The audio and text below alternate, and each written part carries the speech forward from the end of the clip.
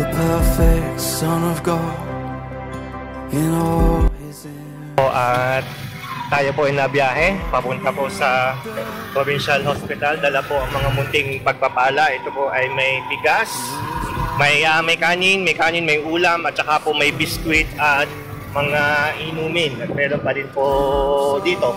So salamat po sa biyaya po ng Panginoon na kung saan siya po ang nagbibigay sa mga kapatid po natin na katutubo. Gumagamit po ang Diyos ng mga tao upang magkaloob po ng mga bagay na ito para po sa ating po mga kapatid na katutubong mangyan. Ilang taon na po kaming nakakapangaral sa mga katutubo, sa mga kapatid ng mangyan, at isa pong kasiyahan lagi ang mangaral po sa kanila ng salita ng Diyos, sapagkat sila po ay mababang loob, may kasabikan po sa salita ng Diyos, at sila po ay lalo po itong mga pinupuntahan po namin ng mga mangyan po sa ospital. Talaga pong kitang-kita ko po na meron po silang interest sa salita ng Diyos at pinapahalagahan po nila ang Panginoong Jesus at ang kanya pong sakripisyo sa krus ng Kalbaryo. Salamat po dahil sa pamamagitan po ng ganito pagkakataon ay nagkakaroon po tayo ng pribilehiyo na masunod po ang sinasabi po ng Panginoong Jesus sa Mateo 25 na dalawin at magbigay po ng kalinga, pag-aaruga sa mga may sakit, sa mga walang maidamit, walang makain, sa mga nasa bilangguan. At kung ginagawa po natin ito sa kanila, ginagawa din po natin ito sa Panginoong Jesus. Kaya po salamat at patuloy po ninyo ipanalangin ng katagumpayan ng mga ganito pong gawain. Sa Diyos po ang papuri. Yan, so palapit na po tayo. Diretso lang po.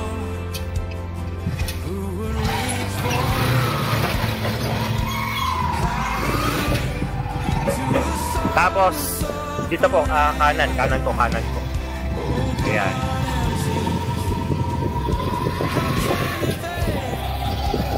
Ayan, malapit na po tayo.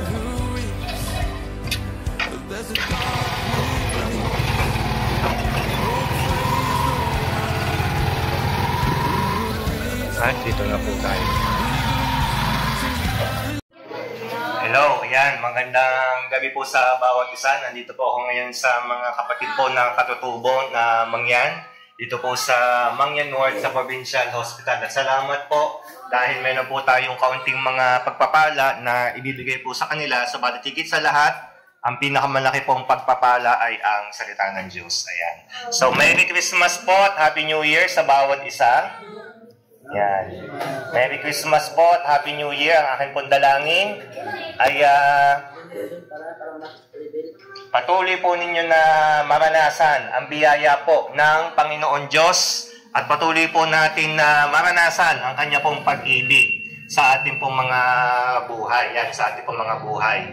Kamusta po ang inyong Pasko at Bagong Taon? Kamusta po? Ayun, okay naman. Ayun po, nais ko naman po na ipagdiinan sa bawat isa na kaya po ko nandito ay hindi lamang po para ipamigay ang mga pagkain na yan para po sa inyo. Paramat sa inyo po yan. Hindi po ko nandito upang hikayat sa anumang samahan o anumang relihiyon. Nandito po ako upang sabihin sa inyo, higit sa lahat, na mahal po kayo ng Panginoong Jesus.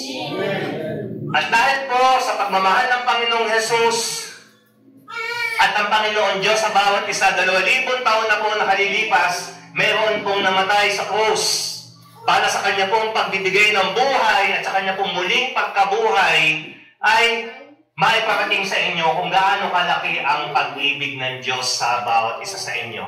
Naniniwala po ba kayo na mahal kayo ng Diyos? Amen. Mawala na po ang lahat. Huwag lamang po ang Panginoong Jesus sa ating pong mga buhay. Mawala na po ang lahat. Huwag lamang po ang pag-ibig natin sa Diyos. Mga kapatid, anuman po mga problema ang ating pong danasin sa hinaharap, anuman pong pagsubok ang ating pong danasin, paggutom, lumaganap pa ng mga digmaan na yan, kamkaming man ang ating mga lupa, tayo man ay gawa ng masama ng mga tao, pagbintangan, paratangan, tayo man ay magkaroon ng mga sakit pa, o kahit po mawalan po tayo ng mahal sa buhay, katulad po ng naranasan ko dati. Uli lang lubos na po ako. Opo, huwag naman po. Kaya nga po nandito ako para ipanalangin po mga may sakit.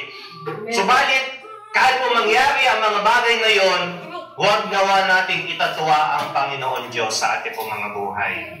Huwag po nating itatwa ang Panginoong Jesus sa ating pong mga buhay. Sapagkat ang Panginoong Jesus po ang dahilan kung bakit po tayo ay may daan pabalik sa Ama. Maliban po sa Panginoong Jesus, wala pong ibang paraan, iba pong dahilan para po tayo ay bumalik po sa Diyos. Maliban po sa Panginoong Jesus. Hindi ko lamang po suot yung uniform ko. Ang uniform ko po kasi nakasulat doon, si Jesus ang bida. Ayan. Madami po tayong hinahangaan mga artista, sikat na artista, mga manlalaro, subalit si Jesus po ang bida sa ating pong mga buhay. Amen po ba? Ayan, amen po. At bago po ako magsimula na magbahagi sa inyo ng salita ng Diyos, ay nais ko lamang po na maghandog po ng awit. At alam po ito ng marami sa inyo. Ito po ay awit na nagsasabi ng mabuti ang Diyos. Ayan, mabuti ang Diyos. Pwede po kayo sumabay. Hallelujah. Kay buti-buti mo, Panginoon, sa lahat ng oras at sa bawat araw, ika'y laging tapat kung magmahal. Ang iyong kaawa ay magpasawalang hanggan. Pinupurit, sinasamba kita, dakilang Diyos at Panginoon. Tunay nga ika'y walang katulad, tunay nga ika'y di nagbabago. Mabuti ang Diyos na sa akin ay nagmamahal. Pinupurit, sinasamba kita, dakilang Diyos at Panginoon. Tunay nga ika'y walang katulad, tunay nga ika'y di nagbabago. Mabuti ang Diyos na sa akin ay nagmamahal. Tunay nga ika'y walang katulad, tunay nga ika'y di nagbabago. Mabuti ang Diyos na sa akin ay nagmamahal. Palakpakan po natin ang Panginoon. Yan, ang Diyos po ay mabuti. Ang Diyos po ay tapat. Nais ko po na manalangin bago po ako magsimula. Aking Diyos, aking Ama, sa wala ng pangalan ni Jesus, nagpapasalamat po ko sa inyong pong harapan. Sapat kasama ko po, Panginoon, ang mga kapatid, mga katutubo, O Diyos. Tunay nga po, O Diyos, na nandito ako, hindi dahil sa nilayong ko, hindi dahil sa ginusto ko, kundi dahil sa mahal mo sila. At ang aking pong dalangin, O Diyos, sa sandaling ito, Panginoon, ang presensya ng inyong pong banal na Espiritu, ang siyang pumuno, Panginoon, sa amin pong kalagitnaan, sa amin pong mga buhay. Holy Spirit, inayayahan po kita na kayo po ang siya pong magturo, banal na Espiritu, kayo po magpaunawa, at ang salita na akin pong ibibigay ay tumimo sa pinakamatabang bahagi ng kanilang mga puso. Mga anghel ng Diyos, inuutusan ko kayo na ihanda ang puso ng bawat isa at ang lahat ng gawa ng kaaway ay aking sinasansala sa banal na pangalan ni Jesus. Sa kapangyarihan ng banal na dugo ng Panginoong Jesus, ang pangalan ng Panginoong Jesus na siya po magtatagumpay sa gabing ito. Marami po salamat, Panginoon, na inyong pong kaluwalhatian, na inyong pong pag-ibig ang maranasan po ng bawat isa. Sa pangalan ni Jesus, Amen, Amen, Amen. Ayan. Let us po ang papuri. Kaya po may Pasko at kaya po may bagong taon ay dahil po si Jesus na napako sa krus ay nagbigay po ng buhay sa akin. Dahil po sa laki ng pag-ibig ng Diyos, hindi niya matiis na pabayaanan ng tao sa pagkakasala. Ang tao po simula na matigas ang ulo. Tama po? Matigas ang ulo ng tao, mga anak natin, mga bata natin, kahit panuin mo, pangaralan mo, umuulit. Tama po ano? Lalo po tayo na malalaki. Tama? Lalo tayo na matatanda. Pag tumatanda, maglumalang, tumitigas lalo ang ulo. Tama? Yan. Dapat, babago pa lang sumusulo yung sungay, tinatapyas na, pinuputol na. At dapat tayo po ay natututong umibig at manampalataya sa Panginoong Jesus. Ayan. Sabi po dito, babalikan ko lamang po ang mga talata na ito na hindi po natin dapat na pinagsasawaan. Sabi po dito,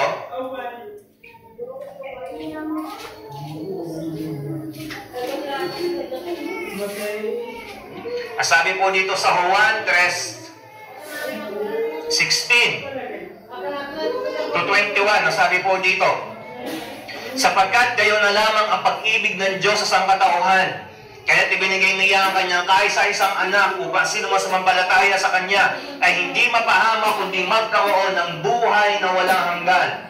Isinugo ng Diyos ang kanyang anak hindi upang hatulan ng parusa ang sanlibutan, kundi upang iligtas ito sa pamamagitan niya.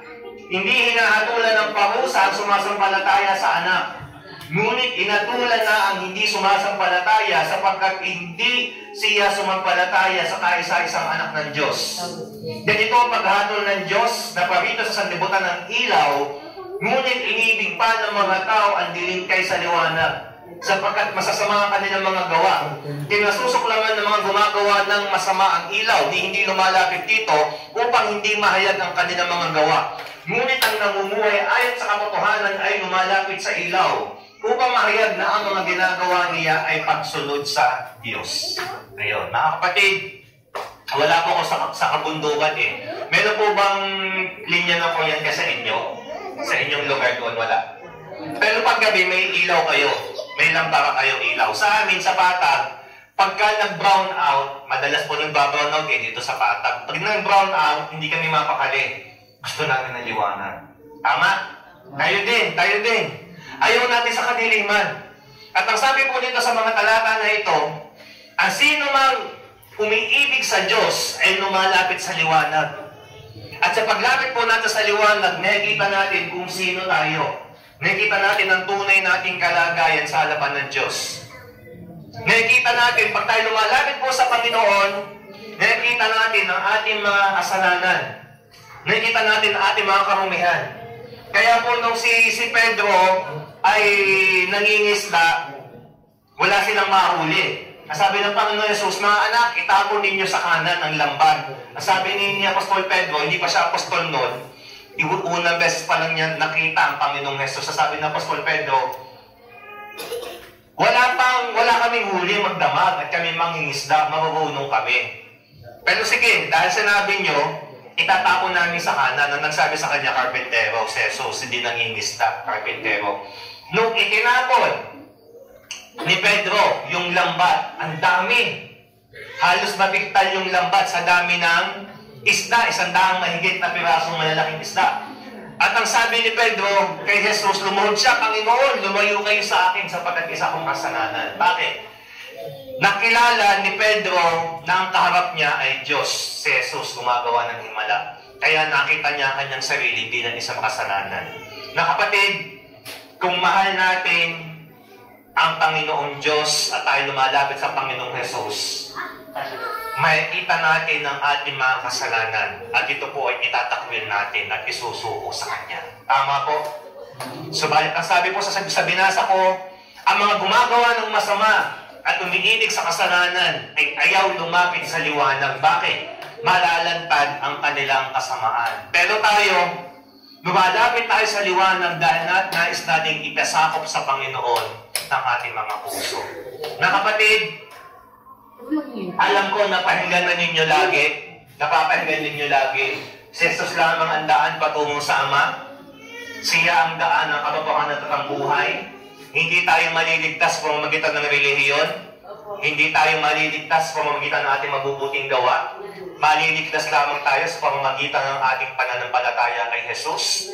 Subalit nais kong ipaalala po sa bawat isa, sa kaharian po ng langit, sa kaharian po ng magandang gabi po, magpapakain lang po mamaya. Subalit nais kong ipaalala sa inyo mga kapatid, sabi po sa pahayag, hindi makapapasok sa kaharian ng langit ang mga duwag, kinakaya si Jesus. Pangalawa, mga maglalasing. Pangatlo, mga mag-iinom, mga sinungaling, mga mapag-imbot, mga magnanakaw, mga asal-hayo, mga mahalay, mga nakikiapid, nagsisiping ng hindi kasal, at sumisiping sa kapwa lalaki at sa kapwa babae. Sumasamba sa Diyos-Diyosan. Yung pong mga inukit ng kamay natin na rebulto na sinasamba. Mga suwain sa magulang. Suwain sa magulang, hindi din po makakapasok sa langit. Mga kapatid, totoo po yun. Tomboy, bakla, hindi din po pwede. Totoo po yung pag-uusapan ninyo. Mga kapatid, kahapon po may tiyuhin ako, may kamag-anak ako, nagsuko siya ng mga anting-anting. Nagsuko siya ng mga agimay. Mga kapatid, kahit pa sabihin natin na mahal natin si Jesus, kahit pa po sabihin natin na tayo po'y nananampalataya sa Panginoong Jesus, kung hindi po natin iniiwan, tinatalikuran ang ating mga kasalanan, hindi po tunay ang ating pag-ibig sa Kanya. Kailangan po natin iwan ang ating mga kasalanan.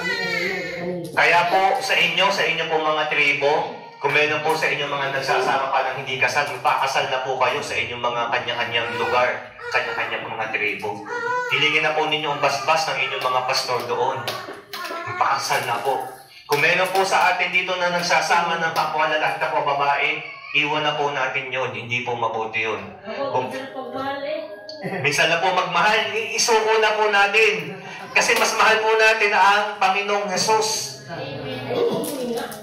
Ay, iba yung tomboy. Hindi yung sinasama din. Iba yung isang mag-asawa, umiibig doon sa isang lalaki. Yung isa yung tinutuloy. Ayun, ang tinutuloy ko po doon, yung po mga hindi kasal na lalaki at babae na nagsasama, yung magpakasal na. Pero kapag po parehong babae o parehong lalaki, ay dapat po talaga maghiwalay. Nasa salita po ng Diyos yan. Hindi po ako naghuhusga. Dahil pare-pareho lang po tayo na nagkakasala. May kanya-kanya po tayong kasalanan. Sinasabi ko lamang po ito dahil sa mahal kayo ng Diyos, mahal ako ng Diyos. At kung mahal ko kayo, kung mahal kita, kung mahal ko po kayo, sasabihin ko sa inyo ang lahat. Tama po ba? Kahit masakit. Amen. Amen. Dahil ako, pinapagalitan din ako dati kasi ang dami ko din kasalanan. Kaya ang dami din na nagsesermon sa akin dati. Ang dami din po nangangaral sa akin. Mga kapatid, wag po nating sayangin ang buhay ni Jesus na ipinako sa cross.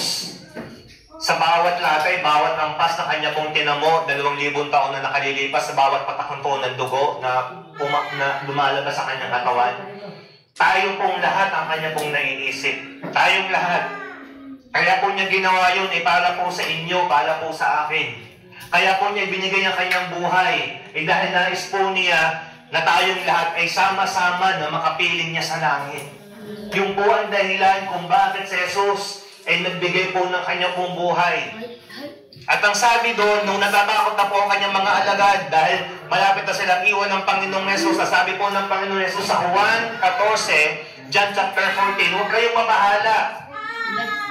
Pagdating ko sa langit, ipaghahanda ko po kayo ng mga tahanan.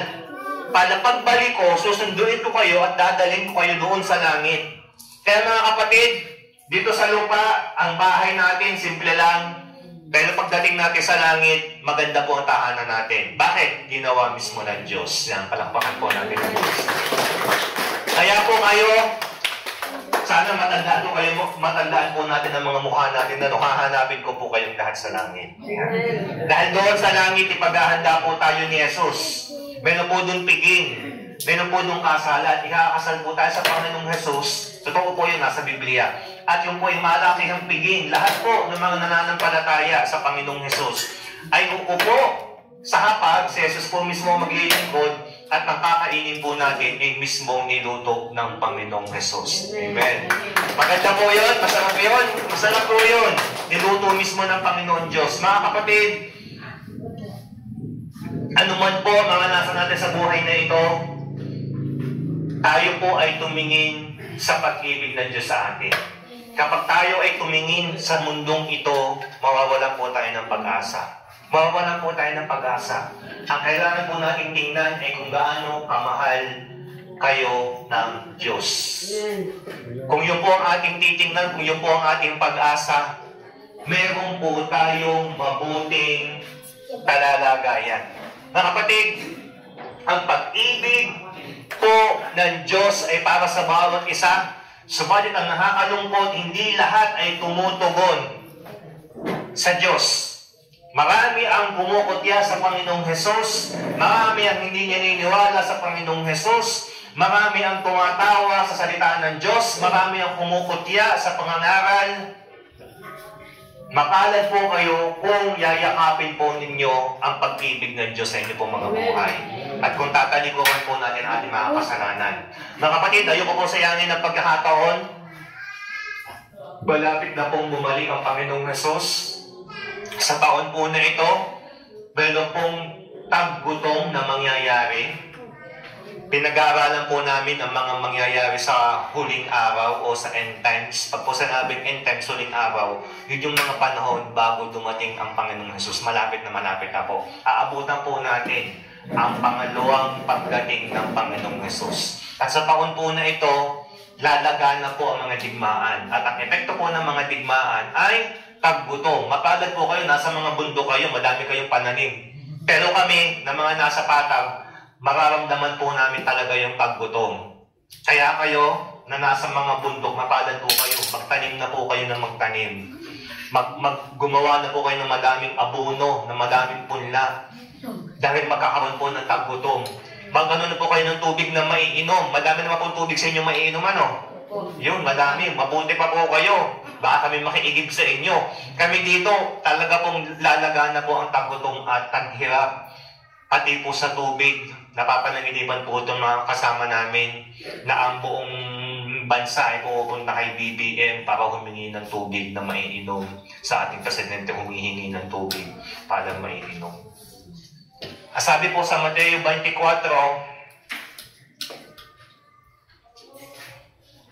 ayun, nakita ko din ang aking kwintas na mata ko nang hinahanap na andito pala. Ayun, salamat sa Lord. Ayan, nasabi po sa Mateo 24, kala ko po ay nawala na eh. Sandali lang po.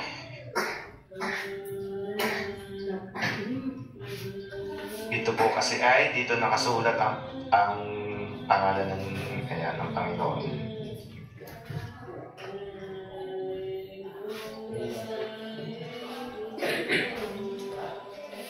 Ayan. Sabi po dito sa Mateo 24, dito po ako magtatapos mga kapatid. Meron po kayong mga Biblia sa bahay. Ayan, basahin po ninyo lagi. Lalo po sa inyong mga anak. Ugaliin po ninyo sama-samang nananalangin. Sabi dito, habang si Jesus ay nakaupo sa bundok ng mga olibo, palihim siyang tinanong ng kanyang mga alagad, kailan po ba mangyayari ang mga sinabi ninyo? Ano po magiging palatandaan ng inyong muling pagparito at ng katapusan ng mundo? Sumagot si Jesus, mag-ingat kayo upang hindi kayo mailigaw ni inuman. Maraming paparito sa pangalan ko at magpapanggap na sila ang Kristo at marami silang maililigaw. Makakarinig kayo ng mga labanan at makakabalita ng mga digmaan sa iba't ibang dako. Ngunit huwag kayong mababahala dahil talagang mangyayari ang mga iyon. Bagamat hindi pa iyon ang katapusan ng mundo, maglalaban-laban ang mga bansa at yun din ang mga kaharian. Magkakaroon ng taggutom at dilindol sa maraming lugar. Ang lahat ng mga ito pasimula pa lamang ng mga paghihirap na tulad ng isang babaeng nanganganak. Pagkatapos ikapopotan kayong lahat dahil sa inyong pagsunod sa akin. Isasakdal kayo upang pahirapan at patayin. At dahil dito ay marami ang tatalikod sa kanilang pananampalataya. Mapupuot sila at magtataksil sa isa't isa. Marami ang magpapanggap na popera at ililigaw ang mga tao. Lalaganap ang kasamaan, kaya manlalamig ang pag-ibig ng marami.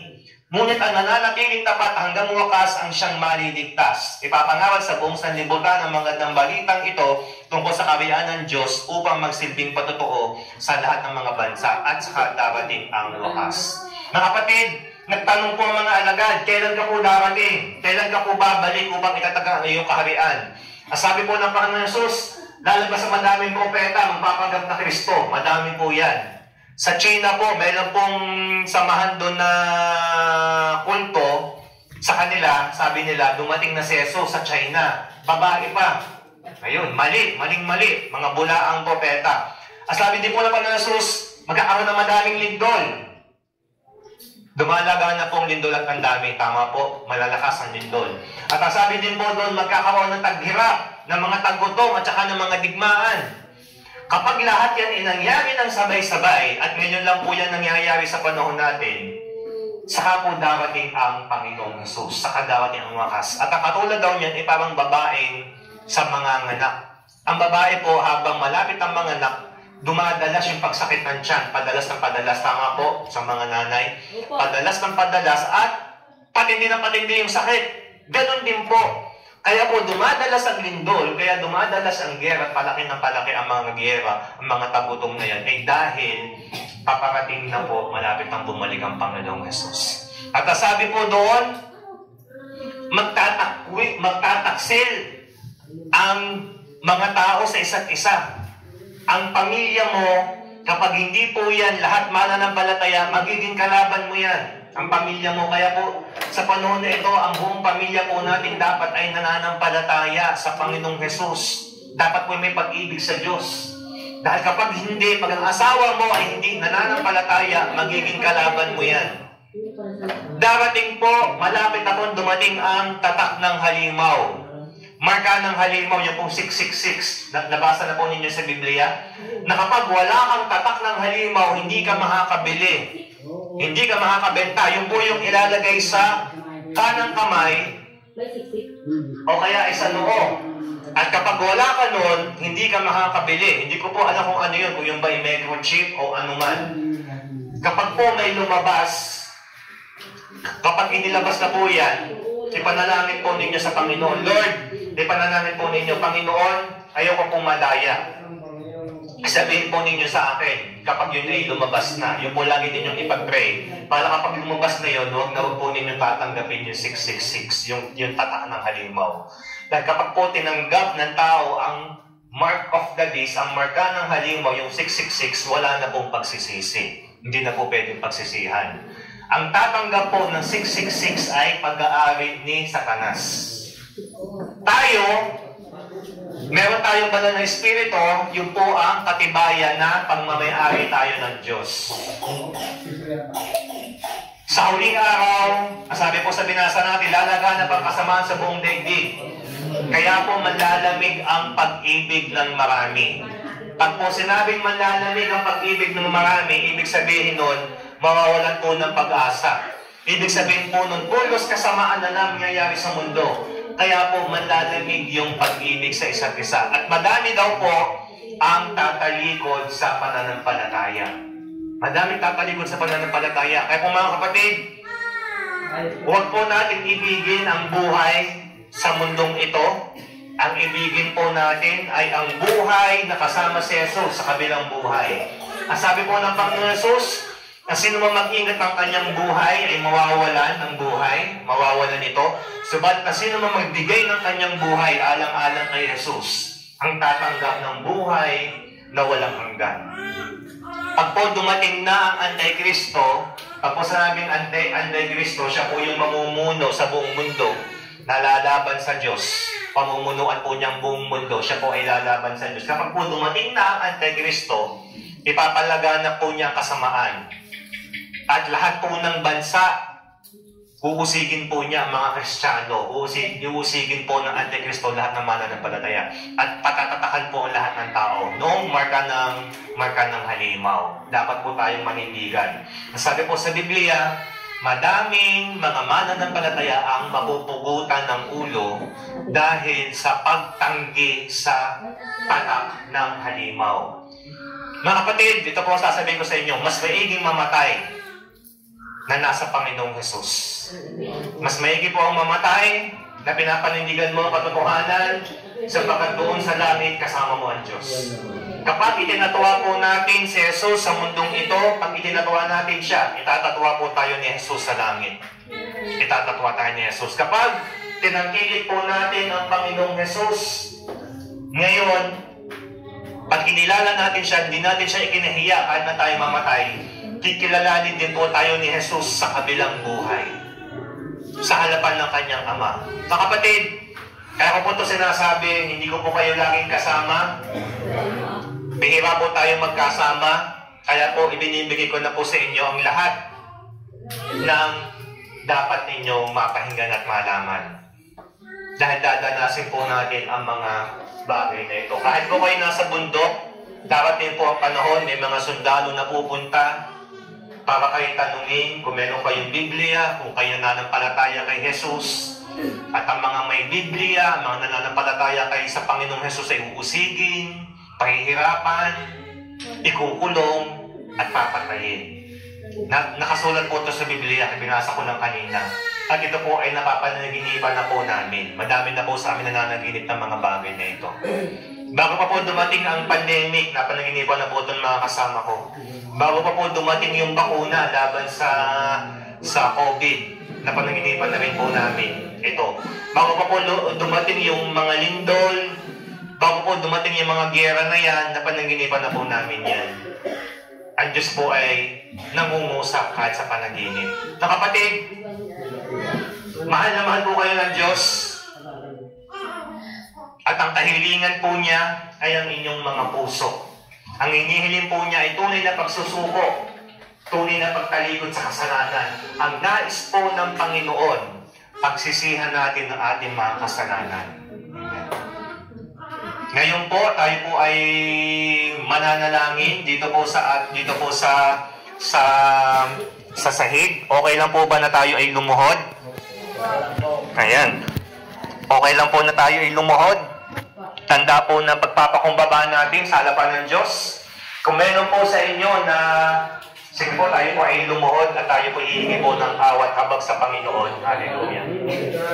Sige po, yan na lamang po. Sige po. Hallelujah. Sige po, tayo po ay lumuhod. Hallelujah. Hallelujah. Tayo po ay pumikit. Tayo po ay pumikit. Aming Diyos, aming Ama, sa banal na pangalan ni Jesus, itinataas ko po sa iyo, Panginoon, ang buhay ng akin po mga kapatid. Kahabagan po ninyo sila, Panginoon. Kahabagan po ninyo kaming lahat.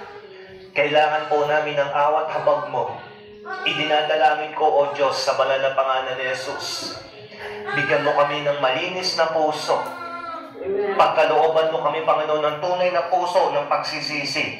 Pagkalooban mo kami, Panginoon, ng tunay na puso ng pagtalikod sa mga kasalanan. Idinadalangin po namin, O Diyos, sa banal na pangalan ni Jesus. Siya sa atin mo ang aming mga puso, siya sa atin mo ang aming mga buhay, siya sa atin mo ang aming mga sarili. Ano man, Panginoon, na nakikita mo na kasalanan sa amin, ihayag mo sa aming banal na Espiritu. Hinihiling ko po, banal na Espiritu, na siya sa atin ang aming mga puso. Tulungan mo kami, Panginoon, na magpakumbaba sa inyo pong harapan. Sige po, ulitin po ninyo yung sasabihin ko, ulitin po ninyo mula sa inyong mga puso.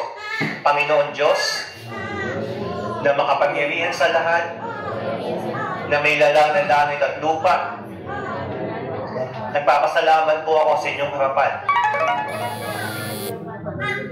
Sapagkat mahal mo ako at napahinggan ko ang iyong salita.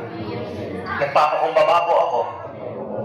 Inaamin ko po na ako'y makasalanan at hindi ko kayang iligtas aking sarili. Patawarin po ninyo ako sa lahat ng kasalanan simula pa sa pagkabata. Linisin po ninyo ako sa lahat ng aking karumihan. Pinapatawad ko din po ang lahat na nagkasala sa akin. Patawad, O Diyos, sa kayabangan, pagsisinungaling, pagdadaya, sama ng loob, hindi magpapatawad, kahalayan, pagsamba sa Diyos-Diyosan. Ang mga patawarin mo ako. Nananampalataya po ako na si Jesus ay namatay at muling nabuhay upang ako'y iligtas. Tinatanggap ko po si Jesus bilang Panginoon at tagapagligtas ng aking buhay. Marami pong salamat sa buhay na walang hanggan. Amen, amen. Sige po, manatili po kayo nakadoon. Ipapanalangin ko po kayo. Aming Diyos, aming Ama, Idinadalangin ko po na pagkalooban mo, O Diyos, na pagpapala ang aming po mga kapatid na ito, ng tapang sa panahon po ng pag-uusig, sa panahon po ng mga problema na darating sa hinaharap. Hinihiling ko po, O Diyos, na alalahanin mo ang mga kapatid kong ito, Panginoon, na lumuluhod sa inyo at nagpapakababa, Panginoon, sa inyong harapan ngayon.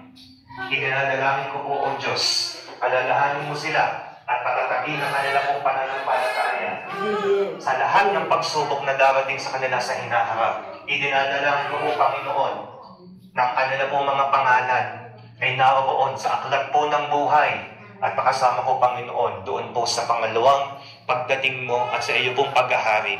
Hinihiling ko, Panginoon, dinadalangin ko, Panginoon, sa banal na pangalan ni Jesus, na iyo pong pag-ibig ay patuloy po nilang maranasan sa kanilang mga buhay, na iyo pong pagsama, Panginoon, ay kanilang pong maranasan.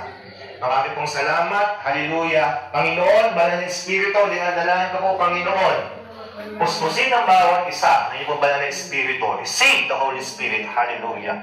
Receive the Holy Spirit in Jesus' name. Hallelujah. In Jesus' name. In Jesus' name. Bigyan ng bawat isa ng kapayapaan. Bigyan ng bawat isa ng kapayapaan at kagalingan. Sige po, hawakan po natin ang ating po mga pasyente. Tumayo po tayo. Hawakan po natin mga pasyente po natin. Ipagkakalo po ng Diyos sa kagalingan. Sabay-sabay. Hawakan po natin ating mga pasyente doon po sa mga bahagi ng kanilang katawan na may sakit. Hawakan po natin ating mga pasyente. Amin Diyos, aming Ama, sa banal na pangalan ni Jesus, dagdagan ang aming pananampalataya, alisin ang lahat ng pag-aalilangan at iyong pong banal na dugo na dumigi sa krus. Ikaw ay nabayubay sa krus, Panginoon, upang kami pagalingin. Sa banal na pangalan ni Jesus, ang lahat ng sumpa, ng sakit, ng karamdaman, ang lahat ng sumpa ng kasalanan sa buhay ng mga taong ito, sa mga pasyenteng ito, ay akin pong pinuputol in Jesus' name. In Jesus' name. At ang apoy ng iyong pagpapagaling, ang siya pong lumaganap ngayon. Sa banal na pangalan ni Jesus, ikaw sakit karamdaman na naririyan, sa pinapatungan ng kamay na yan, sakit sa sikmura, sakit sa tiyan, sakit sa baga, pagdudumi, pag-ubo, hika, asma, pagtatae, pagsuka ng dugo, kahinaan ng sikmura, ng katawan, pananamlay, ubo, sipon, lagnat, sa banal na pangalan ni Jesus, sa katawan na yan, lumayas ka in Jesus' name. Lumayas ka sa banal na pangalan ni Jesus at pinapakawalan mo ngayon ang apoy ng pagpapagaling ng Diyos. Sa banal na pangalan ni Jesus, ang pagpapagaling ng Diyos ang siyang maghari ngayon. Sa banal na pangalan ni Jesus, pinapakawalan ko ang banal na dugo ng Panginoon sa bawat isa. Balutin ang bawat isa at ingatan mula sa lahat ng gawa ng kaaway. Hallelujah. Panginoon, I release your glory. I release your love, ang kapayapaan mo, pag-ibig mo, at ang iyong magpapagaling, Panginoon. Ang siya pong maghari sa bawat isa. Marami po salamat sa banal na pangalan ni Jesus. Amen, amen, amen, amen. Yan, magpalakpakan po natin ang Panginoon. Ayan. Ayun naman po mga kapatid ay, yan. to the son of suffering. Hallelujah.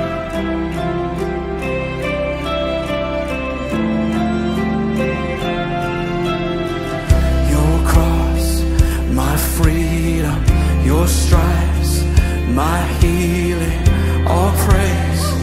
King Jesus, glory to God in heaven. Your blood still speaking, your love. Sa inyo, ayun.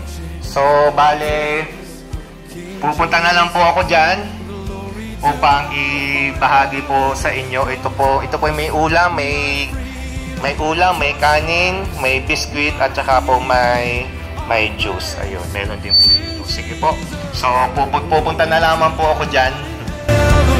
Your blood still speaking, your love still reaching, all praise, King Jesus, glory to God forever.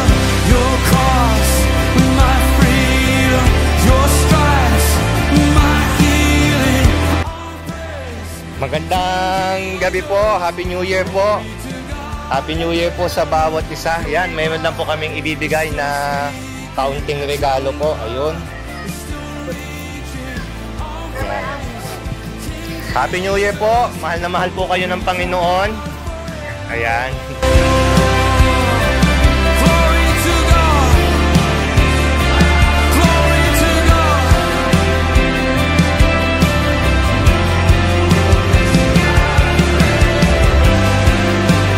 Oh, your blood, your love, your cross. Glory to God. Glory to God forever. Salamat po sa Panginoon sa katatapos po na ministry sa mga katutubo. At yan, nakaalis na po ako doon sa kwarto at ngayon po ako po ipalabas na at paghahanap po ng tricycle. Salamat po sa Panginoon, talaga po nakakamiss mangaral ng salita ng Diyos sa mga kapatid natin na katutubo sa pagdalo po sa ospital. Actually, ako po yung unang lumalakas, pangalo na lamang po sila siguro. Ako po yung unang kumakain ng espiritual na kalakasan kapag po sa tubig nagbabahagi po ako ng salita ng Diyos. Tunay nga po yung sinabi ng Panginoong Jesus sa Juan 4, no po siya nangaral sa isang Samaritana. Ang sabi niya, ang pagkain ko ay sundin ang kalooban ng Ama. Kaya po habang ginagawa po natin ito, tayo po ang una pong lumalakas sapagkat ang pagkain po natin, una sa lahat ay ang sundin ang kalooban po ng Diyos na nagsugo sa atin. Marami po salamat. Sa Diyos po ang papuri. Si Jesus po ang bida. Si Jesus po ang bida. Salamat po. Glory to God.